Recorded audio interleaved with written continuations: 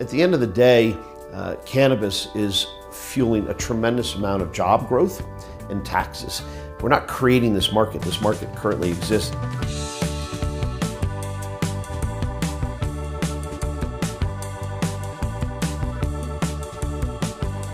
The only thing that is consistent in the cannabis industry is change. That's Trip Kieber. He runs Dixie Brands, which makes marijuana-infused products like a THC-tinged soda, the Elixir, and a cannabidiol topical balm.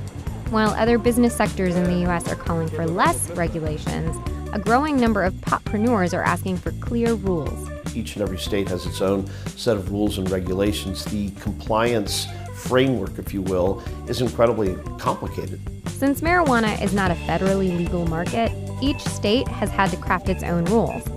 And so here you have an industry that wants to be regulated, that is willing to pay taxes. It's also really hard to follow the rules when you don't know what they are. Well, last year alone, out of about 500 or so companies that were put under the microscope in terms of the level of compliance, only one passed it. There absolutely needs to be greater standardization. It also makes Canada look like a more business-friendly option for companies since the country fully legalized weed. Potentially, you could set up a facility in Toronto, as an example, and distribute to countries like Colombia or Uruguay or even Germany. And so that becomes a much more efficient business model. So for Tripp, the time for government to act is now.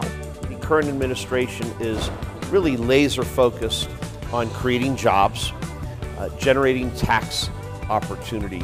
And you cannot find an industry like the cannabis industry that is more specifically designed to deliver in those two categories.